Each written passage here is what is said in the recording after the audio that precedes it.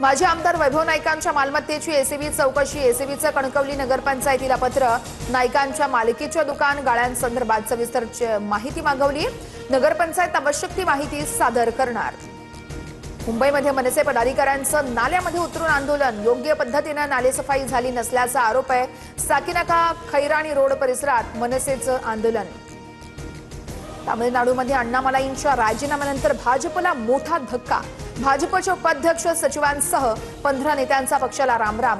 उपाध्यक्ष करू नागराजन, राज्य सचिव सुमती व्यंकटेश यांचा सदस्यत्वाचा राजीनामा।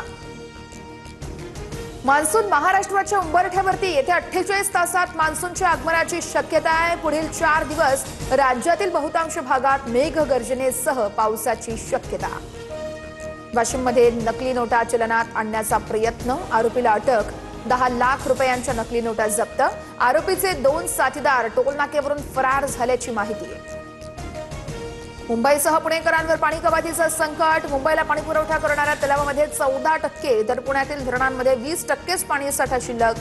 पुणे पालिका दिवसाआड पाणी पुरवठा करण्याच्या तयारीत।